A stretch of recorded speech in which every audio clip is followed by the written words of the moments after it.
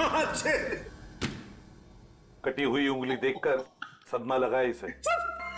सदमा।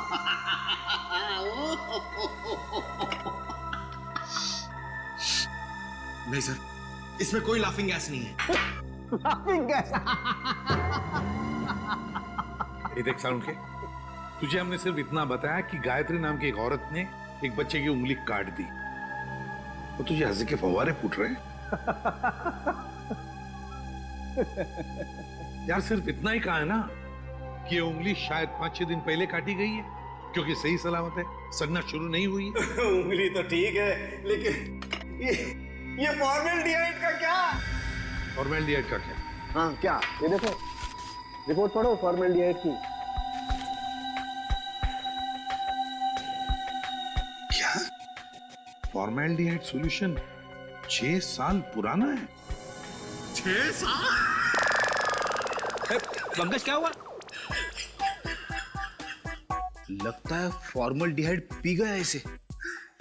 सर, इसने अभी अभी कटी हुई उंगली का फॉर्मल्डिहाइड सूंघा है। सालूम के साहब ने सूंघा, सालूम के साहब गए। पंकज ने सूंघा, पंकज आया। अब तुम भी सूंघ लो। नहीं सर, मेरी वाइफ ने कहा है हंसना मना है। सालूम के सर, हमें इतना बेवकूफ मत समझिए। ये फॉर्मेल्डिहाइड भले 6 साल पुराना हो, मगर इसकी कटी हुई उंगली थोड़ी 6 साल पुरानी होगी। फॉर्मेल तो क्या और नहीं तो क्या? ऐसा नहीं हो सकता कि इस गायत्री के पास 5-6 साल पुराना फॉर्मेल्डिहाइड हो जिसमें उसने ये उंगली रख दी। क्यों? अब चुप क्यों हो गए? अरे यार वो क्या जब हैं? फॉर्मेल्डिहाइड 6 साल पुराना तो उंगली भी 6 साल पुरानी हो गई। देखो बॉस, वो जो चिट्ठी गायत्री ने भेजी है ना, उस चिट्ठी पर जो स्याही है, मैं उस स्याही के अंदर घुसूंगा और पता चल जाएगा। हाँ, ये लो, सालू के सब अब चींटी बन के दिखाएंगे। कैसे? कुछ पी जाएंगे और क्या, चींटी बन जाएंगे। ओ, अगर चींटी नहीं बनेंगे तो इनके अंदर घुसेंगे कैसे, है ना? देखो चल, ये है क्रोमेटोग्राफ। लाइट वहां से निकलेगी और इस जाली पर पड़ेगी। ये खास किस्म की जाली। यहां पर लाइट का एक स्पेक्ट्रम बनेगा। लाइट हो जाएगी सतरंगी और इस फिल्टर पर पड़ेगी। ये खास किस्म का फिल्टर है, जहां से सिर्फ एक खास किस्म की लाइट की रेज ही इस चिट्ठी पर पड़ेगी जो गायत्री ने लिखी, और वो लाइट इस चिट्ठी पर जो स्याही है, उस स्याही के अंदर घुस जाएगी। उस लाइट की वजह से इस स्याही के छोटे छोटे कण अचानक गर्म होना शुरू हो जाएंगे और उन कणों की उछल कूद यहां पर दिखाई देगी। और ये इस कंप्यूटर के साथ जुड़ा हुआ है। दरअसल एक कंप्यूटर हमें पढ़ के बताएगा कि ये स्याही कितनी पुरानी है। साणुखी, तेरा फिजिक्स का लेक्चर पूरा हुआ? हम कहानी शुरू करें? जरूर। ये देखो बॉस, ये लाइट उस जाली पर पड़ी और लाइट का स्पेक्ट्रम, और ये खास किस्म की लाइट घुसी इस चिट्ठी पर।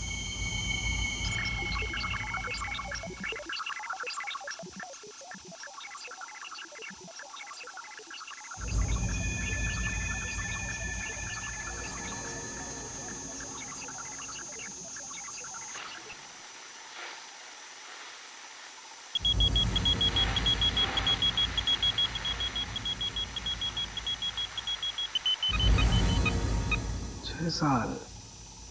बस गायत्री ने चिट्ठी 6 साल पहले भेजी। गायत्री ने चिट्ठी लिखी 6 साल पहले और चिट्ठी पहुंची अब 6 साल बाद। सर, 6 साल पहले कटी हुई उंगली आज मिली। सर, न जाने इन 6 सालों में इस बच्चे के साथ क्या क्या हुआ होगा। हाँ, 12-13 साल का तो हुआ होगा बच्चा। सर, इस गायत्री को हम ढूंढ निकालेंगे। गायत्री को भी और उस बच्चे को भी। बरूरपुर जाने का इंतजाम करो। हम घर तो दिखा दे रहे हैं आप लोगों को गायत्री का, लेकिन 9 साल हो गए जब वो इस बरूरपुर से गायब हुई है। गायत्री के माँ बाप किसी से उसके बारे में कोई बातचीत नहीं करते हैं। तो इतना तो बता सकते हैं कि अभी वो कहाँ है, किसके साथ है? मुश्किल है साहब, पति पत्नी दोनों पूरे गांव से कटे रहते हैं, किसी से कोई बातचीत नहीं। लेकिन ऐसा क्यों? पता नहीं, हम तो उनके दरवाजे पर जाएंगे और हमको नहीं लगता है कि आप लोगों के लिए वो दरवाजा भी खोलेंगे। Telegram Telegram? किसने भेजा टेलीग्राम? गायत्री ने भेजा टेलीग्राम। गायत्री ने? सरिता, सरिता रुक, चुप।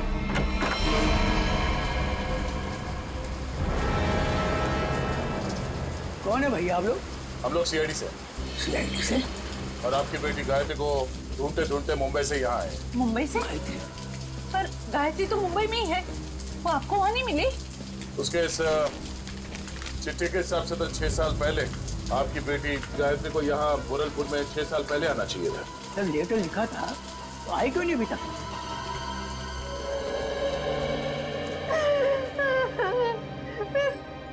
कहाँ गई मेरी बच्ची? कहाँ गई? कहाँ गई मेरी बच्ची? देखिए, आप लोगों को गायत्री के बारे में जो कुछ भी मालूम है हमें बताइए, हम उसे ढूंढ निकालेंगे। हो सकता है वो किसी परेशानी में हो। हाँ? वो मुंबई में कहाँ रहती थी? पता नहीं साहब, मेरी गायत्री 18 साल की थी तो भागे मुंबई चली गई। वो हम लोगों ने उसको उम्मीद ही छोड़ दी। अचानक एक दिन उसने फोन किया कि उसने वहाँ किसी के साथ शादी कर ली। पूरे गांव के सामने हमारी इज्जत को मिट्टी में मिला दिया। ये बात है कब की? करीब 7 साल पहले की। उसके बाद आप लोगों का उनसे कोई संपर्क नहीं हुआ? एक बार उसने फोन किया था, उसने बताया कि वो बहुत बड़ी मुसीबत में फंस गई है। पर साहब, हम यहाँ से क्या कर सकते हैं? कैसी मुश्किल? पता नहीं साहब, वो खुद फोन करके ये बोलती थी, पापा मैंने आगे की परेशानी मोल ले ली है। जिसके लिए उसने ये चिट्ठी लिखी थी उसी ने मुसीबत में डाल रखा होगा उसे। किस नंबर से फोन करती थी वो आप लोगों को? किसी दुकान से फोन आता था साहब, फिर अचानक फोन आना ही बंद हो गया मेरी बेटी का। तो आप लोगों ने पता करने की कोशिश नहीं की कि उसने फोन करना बंद क्यों किया? साहब, हमने कई बार वहाँ फोन किया और एक दिन दुकानदार ने बताया कि वो मैडम अब यहाँ पे नहीं आती, शायद वो मोहल्ला छोड़कर चली गई। तो आपने उसे ढूंढने की कोशिश नहीं की? नहीं मैडम। अच्छा, गायत्री के पति के बारे में कुछ पता है आपको? कोई पता नहीं साहब पति के बारे में। अच्छा, गायत्री का एक बेटा भी था ना? नहीं साहब, उसका कोई बच्चा नहीं था, वरना क्या वो अपनी माँ को नहीं बताती? ठीक है, आप हमें उस दुकान का नंबर दीजिए और गायत्री का फोटो भी हम पता कर लेंगे। ये क्या है, तेरे को बच्चे को तैयार करने में इतना समय लगता है? अरे आ रहा हूँ भाई, नए कपड़े पहना रहा हूँ। ठीक है, जल्दी आ। पता नहीं यार ये बॉस को भी क्या हो जाता है, हर महीने में एक नया कपड़ा पहनाकर उसका फोटो खींच के भेजने को कहते हैं। कमाल है। चल ना, ले तैयार हो गया। बेटा क्यों रो रहा है तू? ये अंकल ने मुझे मारा। बेटा मत रो, अंकल को हम बाद में खूब मारेंगे। अब स्माइल दे, एक फोटो निकाल लेता हूँ तेरा। सर पिछले 15 साल से हम धनराज के पड़ोसी थे। सर हम उसकी रग रग को जानते हैं। सर उसने जरूर कुछ गड़बड़ किया होगा, तभी तो अपना घर वो कोड़ियों के भाव बेचकर भाग गया। तो ये कुमार जी मोहल्ले में पूरी बात बताते समय घबरा रहे थे तो इनको यहाँ ले आए। सर हम मोहल्ले में उनके बारे में कुछ बोल नहीं सकते थे क्योंकि बड़े खतरनाक लोग हैं सर, वो हम सबकी जान भी ले सकते थे।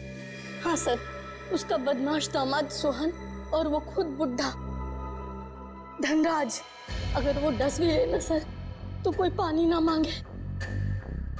अच्छा, ऐसा क्या किया उन्होंने आपके परिवार के साथ? सर उनको समझना बहुत मुश्किल है, बहुत घटिया लोग हैं सर, एक नंबर के क्रिमिनल है सर।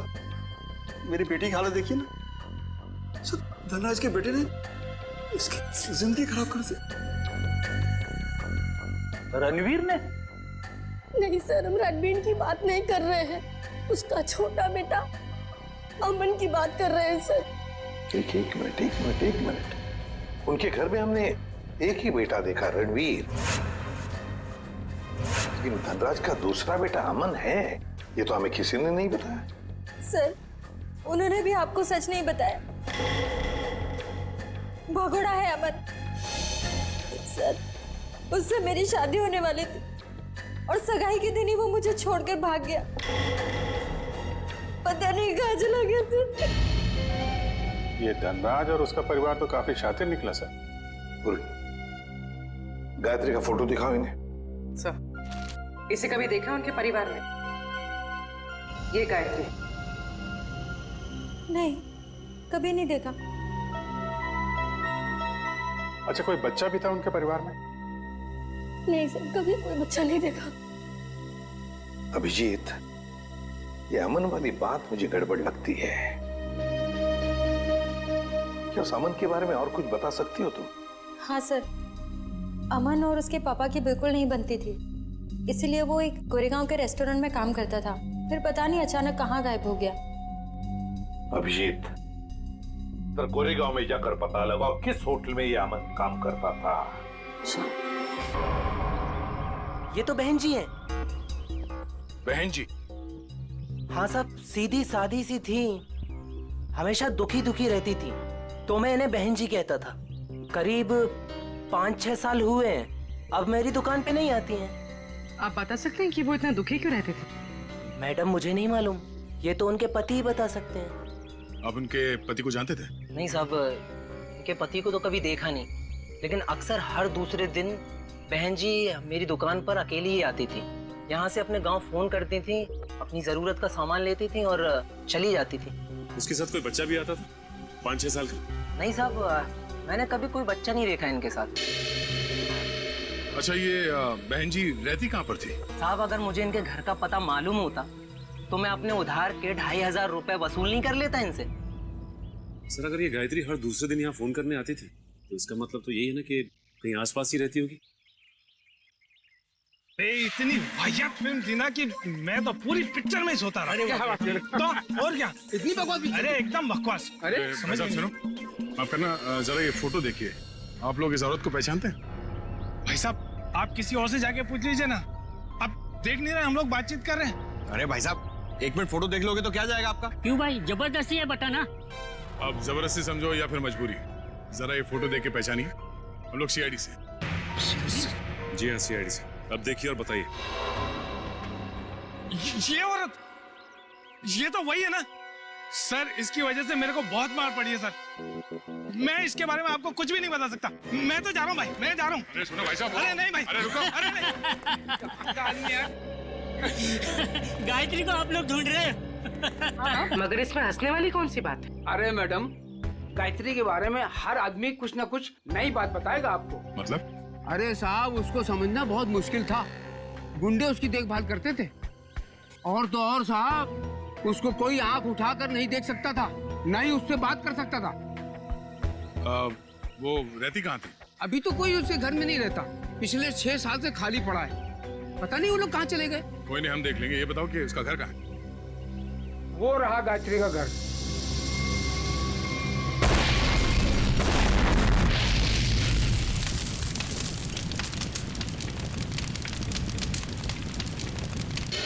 ये तो अमन साहब हैं सर। ये बहुत पहले यहाँ पर मैनेजर होते थे सर, बहुत खड़ूस थे ये, 1 सेकंड चैन से नहीं बैठने देते। अच्छा, ठीक है ठीक है। उनके बारे में हमें कुछ और बता सकते हो? हाँ साहब, सुना है कि इनके पिताजी के साथ इनकी बिल्कुल नहीं बनती थी, इसीलिए वो इतने बड़े बाप की औलाद होने के बाद भी यहाँ काम करते, और फिर किसी रईस लड़की से उन्होंने शादी कर ली, और फिर शायद वो बेंगलोर चले गए। और क्या सर, करीब 6 साल पहले एक कार एक्सीडेंट में वो, उनकी पत्नी और उनका बेटा मारे गए। तीनों मार गए? सर सुना तो ऐसा ही था। उनकी पत्नी का नाम गायत्री था क्या? नहीं सर, गायत्री तो नहीं था, नाम तो कुछ और था सर, पहले याद था पर अब याद नहीं आ रहा। मैं तुमने बताया उनका बेटा भी था? हाँ सर, करीब 5-6 साल का था जब वो एक्सीडेंट हुआ था। Thank you very much. वो उंगली 5-6 साल पहले की कटी हुई है, किसी 5-6 साल के बच्चे की है, और अमन के बेटे का एक्सीडेंट भी 5-6 साल पहले हुआ था, और वो चिट्ठी भी 5-6 साल पहले लिखी है।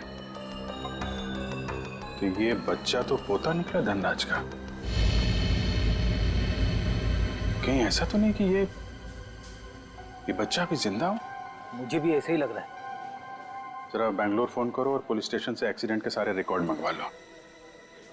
इस गायत्री का कुछ ना कुछ लेना देना है धनराज परिवार से। पर ये धनराज सारी बातें हमसे छिपा क्यों रहा है?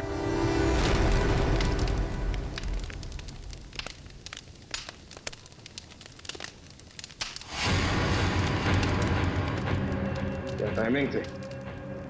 हम लोग यहाँ गायत्री के घर पहुंचने ही वाले थे कि किसी ने यहाँ पे बॉम्ब ब्लास्ट कर दिया। सर ये ठंडे बस्ते में पड़ा हुआ मामला नहीं लगता है। लगता है वो चाबी भी जिंदा है और ये मुजरिम हम पे नजर रखे हुए था, इसीलिए उसे पता लग गया कि हम गायत्री के बारे में पूछताछ कर रहे हैं। हाँ, मगर ऐसी क्या चीज थी यहाँ जो मुजरिम चाहता था कि हमारे हाथ न लगे? ये घर सालों से बंद पड़ा है, गायत्री यहाँ पे रहती भी नहीं है, फिर ये धमाका करने की क्या जरूरत थी? जरा देखो आसपास, देखो कोई सुराग मिलता है क्या?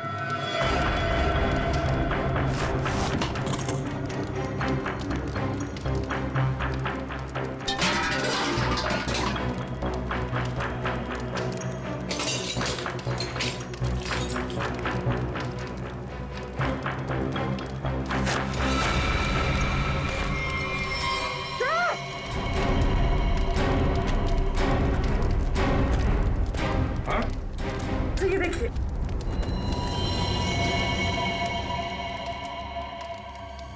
किसी की हड्डियां हैं, सीमेंट और ईंट के टुकड़े पे चिपकी हुई है।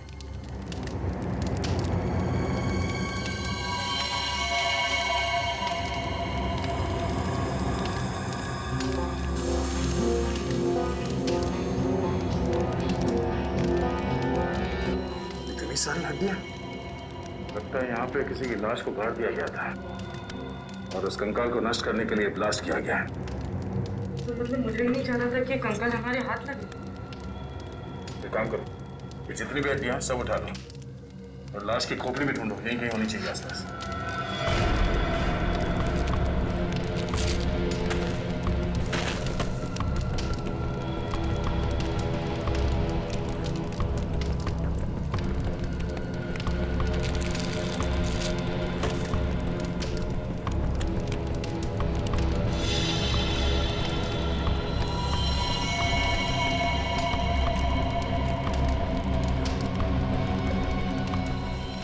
ये देखो, मिल गई खोपड़ी। मतलब सर किसी की लाश को यहाँ पे गाड़ा गया था? और ये है कौन? इसके साथ ऐसा क्या हुआ था कि इसके गाड़ने के बाद भी इसकी लाश को जला के नष्ट करने की कोशिश की गई है?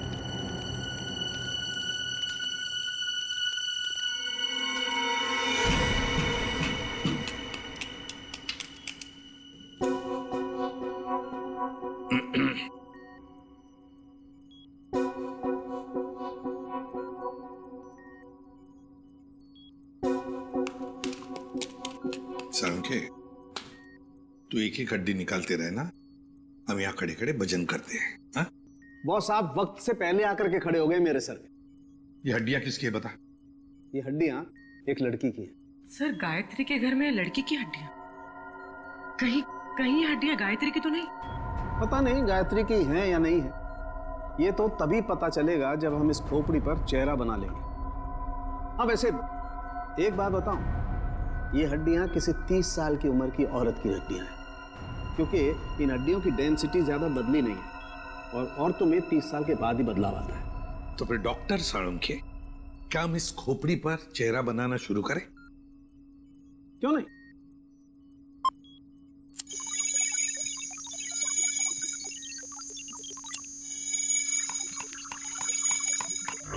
वैसे एक बात बताओ, जिस किसी ने भी गायत्री के घर में ब्लास्ट किया है, उससे बड़ा गधा संसार में कोई और होगा नहीं। वो क्यों? सिंपल सी बात है, अगर वो ब्लास्ट नहीं करता तो ये खोपड़ी बाहर नहीं आती, और अगर ये खोपड़ी बाहर नहीं आती बॉस, तो हम इस खोपड़ी पर चर्चा नहीं कर रहे होते।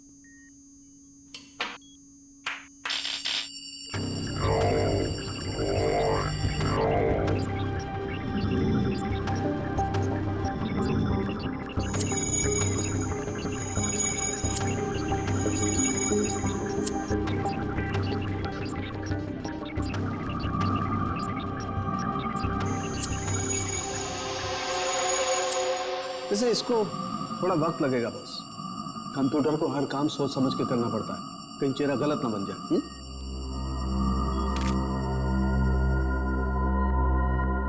माय गॉड, ये क्या है? ये देखो बॉस, ये तो सोना है, गोल्ड।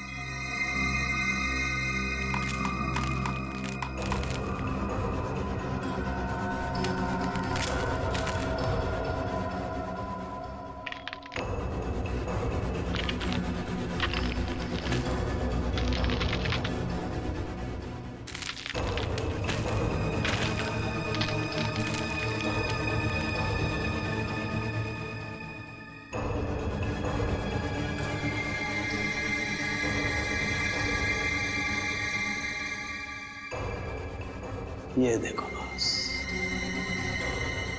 ए फॉर एप्पल, यार ए फॉर अमन। हाँ, चेहरा बन गया बॉस। गायत्री। सर, गायत्री के घर में घुस के किसी ने उसे मार दिया और उसे अपने घर में गाड़ दिया। और गायत्री ने उस बच्चे की उंगली काट कर भेज दी। पर हुआ क्या उस बच्चे का?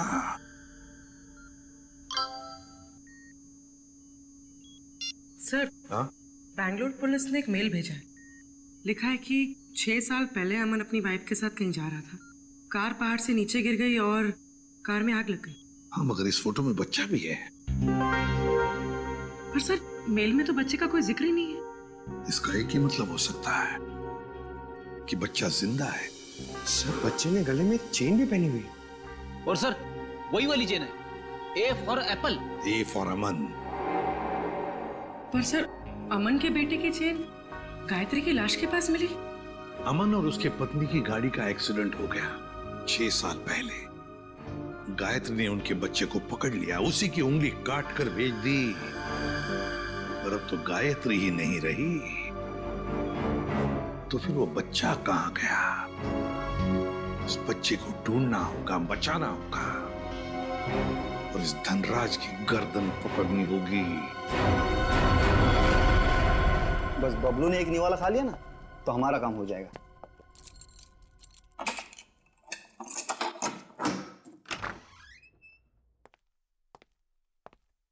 बबलू बेटा, ले बेटा खाना खा ले। ये मेरे लिए? हाँ मुन्ना, तेरे लिए ही है, ले खा ले।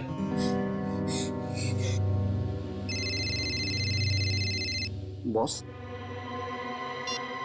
हाँ बॉस। हाँ, बस निकल ही रहे। हाँ बॉस, आपका काम हो गया बॉस। चल निकल। चल। धनराज जी, क्या कह रहे थे आप लोग कि आपको उंगली के बारे में कुछ पता नहीं? गायत्री कौन है किसी को कुछ नहीं मालूम। आपके पूरे परिवार में कोई बच्चा है ही नहीं, तो फिर क्या ये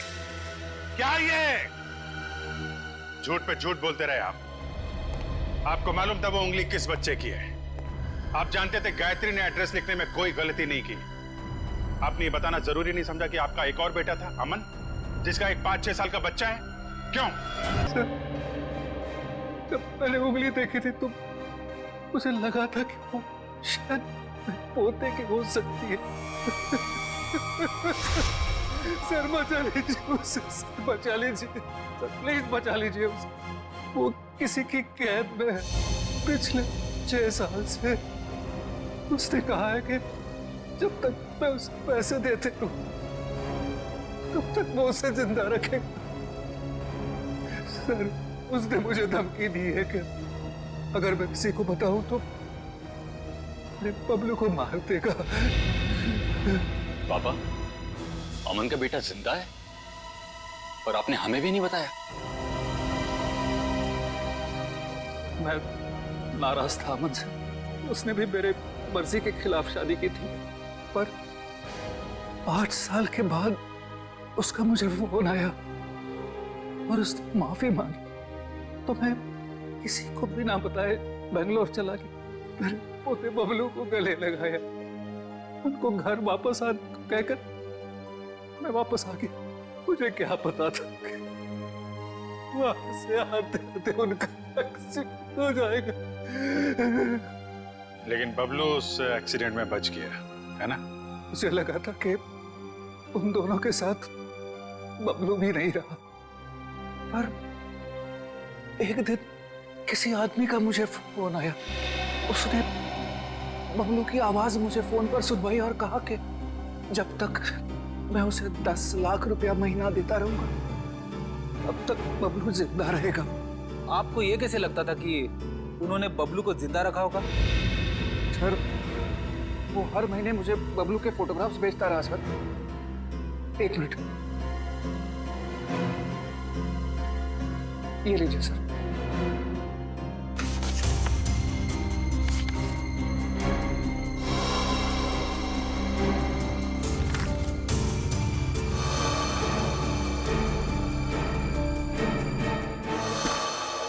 आपने उस किडनैपर का फोन नंबर तो नोट किया होगा ना?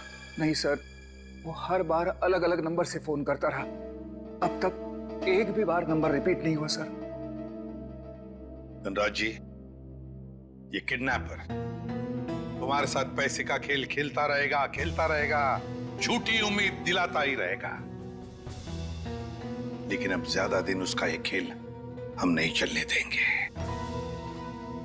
नहीं चलेगा उसका ये खेल।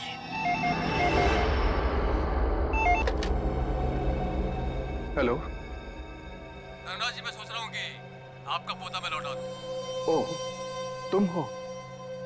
भगवान तुम्हारा भला करे। प्लीज मेरे पोते को लौटा दो। हम भगवान के भरोसे पे नहीं रहते। तुम हमारा भला करोगे और हम तुम्हारा। हाँ हाँ, मैं हमेशा की तरह पैसे लेके आऊंगा। बोलो कहाँ आना है? अभी आता हूँ। नहीं, अभी नहीं, कल सुबह ठीक 7 बजे कल्लू गैरेज, और इस बार 10 करोड़ लेकर आना। 10 करोड़?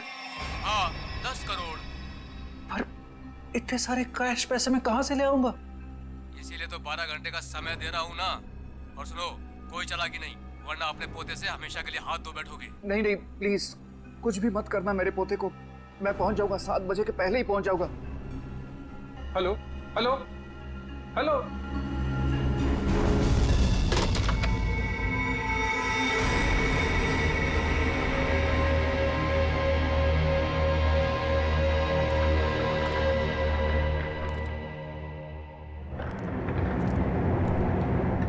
कल्लू गैरेज ही तो बोला था। यहाँ तो कोई नहीं है। हेलो हेलो, कोई है? पापा, रणवीर, रणवीर तुम यहाँ क्यों आए? पापा, मैं आपको किडनैपर से अकेले मिलने कैसे आने देता? रणवीर, तुम्हें पता है उसने कहा था कि मैं अकेला ही यहाँ हूँ। अगर उसने तुम्हें देख लिया तो वो बबलू को कुछ भी कर सकता है। रणवीर, जाओ, भागो, तुम भागो।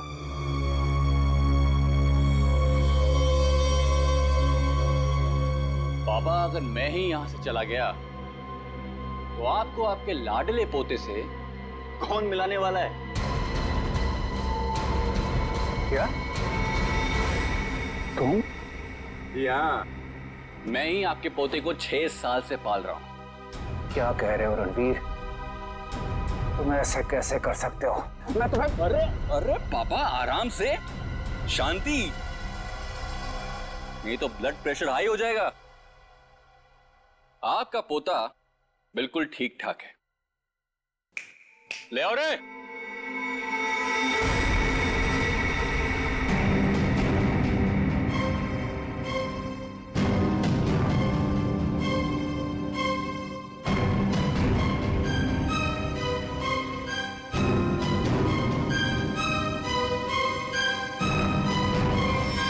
बबलू, दादाजी,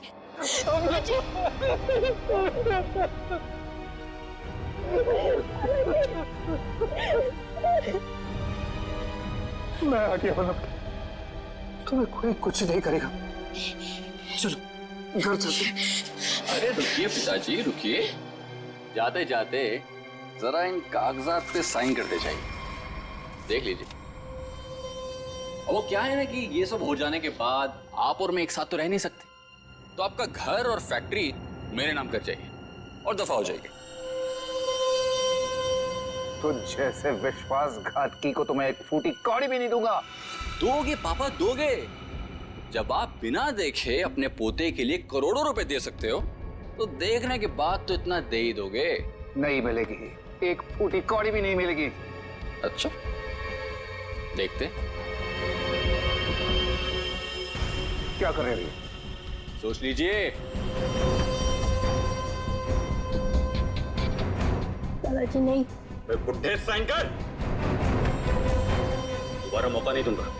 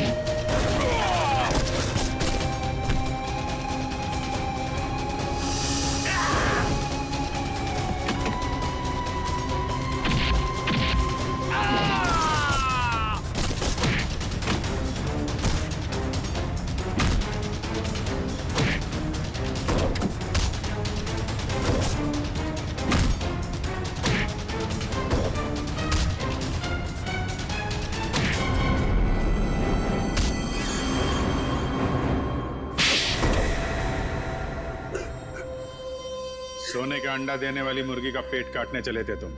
सारे अंडे एक साथ चाहिए थे, हैं? धनराज जी को फोन करके यहाँ बुलाना तुम्हारी सबसे बड़ी गलती थी। गायत्री ने वो चिट्ठी इसी जल्लाद के लिए लिखी थी। इसने शादी की थी उससे। अब बता, क्यों किया तूने ये सब? कोई औलाद नहीं थी इनकी, तभी इन्होंने मुझे गोद लिया था। लेकिन फिर अमन के हो जाने के बाद मैं इन पर बोझ बन के रह गया था। रणवीर, मैंने तुम्हें कभी अमन से कम नहीं समझा बेटे। झूठ बोल रहे हो तुम। अमन ने इनकी मर्जी के बगैर शादी की थी और वो घर छोड़ के चला गया। तो मुझे लगा शायद अब मुझे मेरा हक मिल जाएगा, लेकिन नहीं, सुलह करके आ गया उसके साथ। इसलिए तुमने अमन को एक्सीडेंट में मरवा दिया? हाँ, लेकिन उस एक्सीडेंट में अमन का बेटा अंकित बच गया था। लेकिन मैंने सोचा कोई बात नहीं, इसी बच्चे के जरिए मैं इस पैसे के पुजारी से पैसा निकलवाता रहूंगा और एक दिन इनको कंगाल बना दूंगा। गायत्री तो तुम्हारी पत्नी थी, उसको क्यों मारा? सर, मुझे लगा वो अंकित को मेरे हिसाब से संभाल लेगी, लेकिन नहीं, उसे उस पर दया आने लगी। मेरे इतने दबाव देने के बाद ही उसने इसकी एक उंगली काटी थी और उसके बाद वो मुझे धमकाने लगी। कहती है कि अंकित को जल्दी से घर छोड़ दो वरना मेरा भांडा फोड़ देगी, मेरा, अपने पति का। इसलिए तुमने उसे भी मार के वहां घर में गाड़ दिया? हाँ, क्योंकि मैं नहीं चाहता कि मेरी तरफ आराम से आने वाले पैसों के बीच में कोई भी रुकावट बन जाए। रुकावट तो आनी ही थी रणवीर। जुर्म के रास्ते में रुकावट डालने और मुजरिम को उसके अंजाम तक पहुंचाने के लिए सीआईडी बनी है। 3-3 खून करने और बच्चे की किडनैपिंग के जुर्म में जेल की सलाखों के पीछे सड़ना होगा जब तक फांसी का ऑर्डर नहीं आता।